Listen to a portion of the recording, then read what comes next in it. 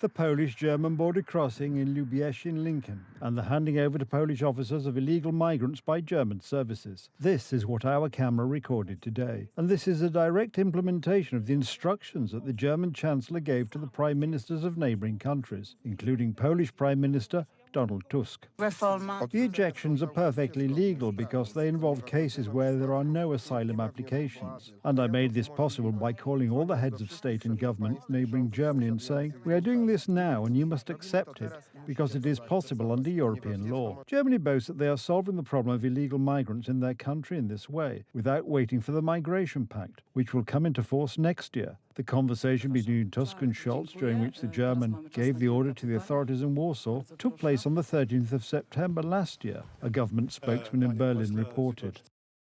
The Chancellor discussed the migration policy measures taken by the federal government and further considerations on curbing illegal migration, which are part of the European legal order. The participants in the conversation agreed that the challenges of illegal migration and smuggling can only be overcome together, and that close cooperation between European partners is essential. There is not even a hint of any opposition from Tusk. There is a veil of silence in the Prime Minister's office managed by Tusk. If Tusk has nothing to hide, he should simply show this memo to the public. In the government coalition, tension. There are even anti-immigrant conferences. Zero tolerance for all foreigners who come into conflict with the law, and this is incredibly important. People who do not respect the law in Poland, these foreigners should be deported. But checking by Polish services whether Germans break international law, there is none. I have this appeal to Prime Minister Tusk. Mr. Tusk, please immediately redeploy the border guards, the police, the forces that will be able to control our western border this time, and we'll check whether the Germans are pushing illegal immigrants into our country, according to this announcement by Scholz and, by the way, by the future probable Chancellor Friedrich Merz. It is apparent that the gentlemen got along, and it's hidden by the current Prime Minister from the public. Germany knows how to use loopholes to defend its interests. These border controls are geographically shifted because they don't only concern the borderline. They involve the hinterland of such a border. They can extend 15 to 20 kilometers into Germany. If undocumented immigrants or people who are not authorized to stay in Germany are apprehended there, they are deported to a neighboring country. They know that it's easiest to send migrants back to Poland, because if they want to go to the Netherlands will verify, and it won't go so easily with them. Unfortunately, as the data shows, the Tusk government agrees to everything, trusting the Germans implicitly. As editor Fedorska estimates, Germany could send even more than 9,000 illegal migrants to Poland in 2024 alone. Therefore, in these assurances of the Polish Prime Minister, we will not pay for anything. We do not have to accept any migrants. The European Union will not impose any migrant quotas on us. Many do not believe. Donald Tusk promised that he would take in these migrants, so there is open talk there that Tusk will agree to anything after the election, and this is a huge danger. After all, it's not why these integration centres for foreigners are built to stand empty. It's to house these migrants from Germany, here, and all Poles will pay for it. So there will be no benefits from the Migration Pact, and the Tusk government agrees to accelerate the pact internationally. The most important thing is that we can send back even more people within the framework of European law, and this legislation will come into force next year in Europe, throughout the European Union. Scholz told the truth. You could say he's revealed Tusk's true intentions, and Tusk today, as the head of the country that holds the presidency of the Council of the European Union, should do one thing above all. He should build a coalition against this migration pact, against Germany. This can be accomplished because there is a very high level of discontent among European societies, and also at the level of European countries, leaders of European countries. Only others can fight for their interests using the available opportunities. Tusk and his people have a problem with that. I therefore appeal to the current government to do the same with regard to this current migration pact, that it be reported at the European Council, together with Viktor Orban, the ban on relocation, coercion. This is unlikely to be counted on, because Berlin would certainly not like it.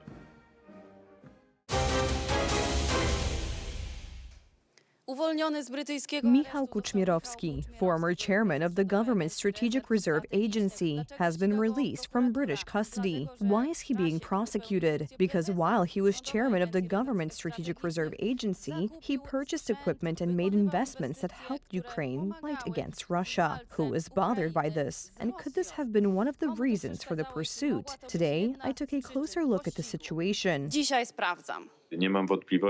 I have no doubt from the accounts of people in Ukraine that our assistance directly contributed to repelling the offensive in Hostomel. These words by Michał Kuczmierowski from an interview with TV Republica lead to an obvious conclusion.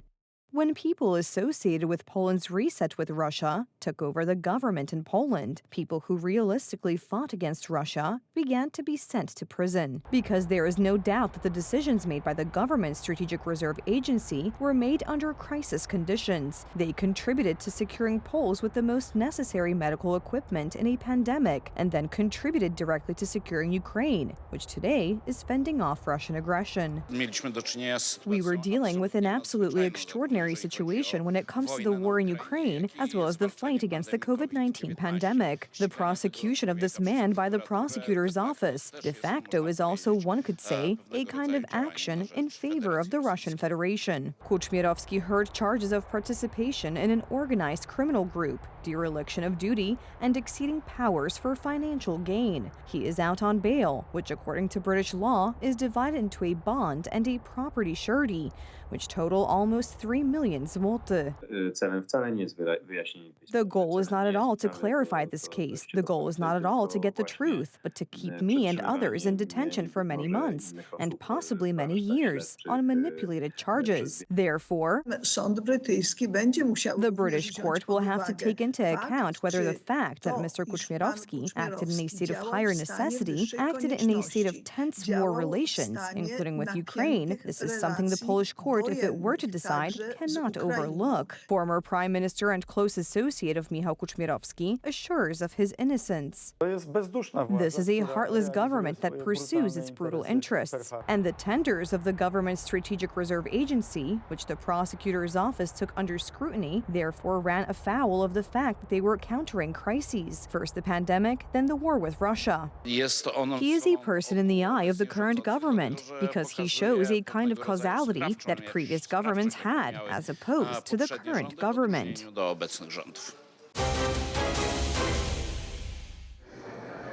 More information is coming to light regarding the financing of institutions and ventures by the United States Agency for International Development, or USAID. During the Democrats' rule in the States, vast sums of money flowed towards ideological warfare in countries all over the world. What's worse, the funds provided by USAID were also intended to be used to overthrow right-wing governments. Just how were voters manipulated?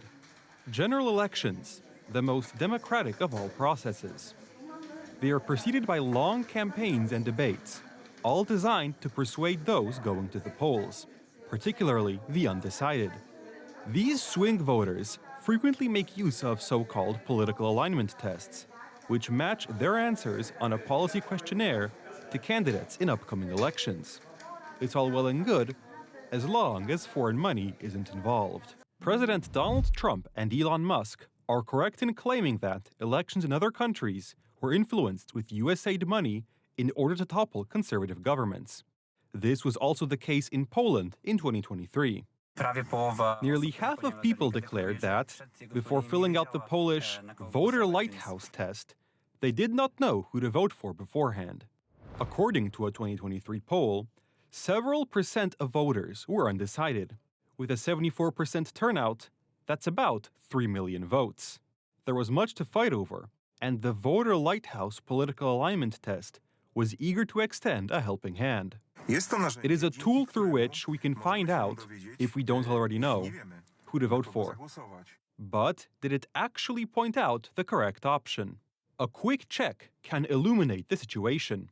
We solved the voter lighthouse test, answering each question with "I agree," and adding that the issue is very important. The result may be surprising. The highest degree of opinion overlap is with the views of the left, Poland's radical left-wing party. The people who create such tests have the tools to stamp their own views into the questions, the grading of answers, and to inspire the person filling out the survey in a certain direction. This is admitted even by Jędrzej Witkowski himself, president of the Center for Civic Education, which is in charge of the Voter Lighthouse project. This is the result of our cooperation with the European initiative Vote Match, which also allows us to compare responses with parties in other countries. In the end, we only used 8 of their statements, which matched Polish political realities. They just express more pro-European attitudes and are far from Euroscepticism. Not surprising, since the Voter Lighthouse is funded by European funds and, indirectly, through the German Marshall Fund, by US aid. It can be compared to a communist agenda, where money flows from a great many different sources, including the United States, to fight against conservative governments. And those, like Jędrzej Witkowski, who support this struggle, can count on gratitude. After the current coalition took power in Poland, Witkowski became the coordinator of a team at the Ministry of Education on the curriculum for the subject of civic education, a subject that took the place of history and the modern day. Certain things result not just from ideology, but also from certain commitments that have been made. There are many more similar situations. The Open Dialogue Foundation, along with other NGOs, has sent a letter to the prosecutor's office for a review of political investigations, including the investigation involving its founder, Bartosz Kramek. He is an activist known for destroying barricades on the Polish-Belarusian border and the author of a manifesto calling, among other things, for a temporary halt to the payment of taxes and the occupation of the Supreme Court seat. Privately, he is the husband of Ludmiła Kozłowska, who, for years, was banned from entering Poland, which changed with the new government in Poland. It was about an amount of perhaps 5.6 million zloty that was supposed to be laundered in connection with Mr. Kramek's activities at the company Silk. And the case was dropped 7 days after the letter from the Open Dialogue Foundation went to the prosecutor's office. The money flowed not only to activists, but also to influencers, who joined in the process of spreading particular narratives through social media. The so-called European Front organization was set up in Warsaw, and they are working with influencers there. For example, young doctors who are followed by 100,000 Poles each. They talk to them so that they spread pro-European messages. They are the ones using US taxpayers' money here to spread chaos, wrecking Polish society, convincing Polish society that the planet is on fire. According to MEP Dominik Tarczyński, this is a fraction of what was happening while US aid was under the Democrats' control. I think what we have heard about left-wing foundations, NGOs of various kinds, is only the beginning. We should expect many more surprises. We don't know everything yet. I think this is just the tip of the iceberg. The fate of US aid has come into question. Donald Trump, along with Elon Musk, who is in charge of exposing the whole affair, agree. The agency should be shut down.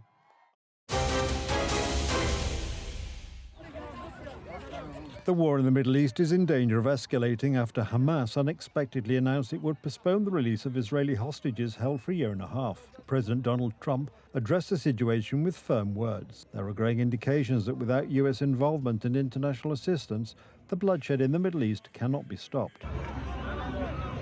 The Israeli army has been placed on high alert following news that Hamas has halted the release of more hostages.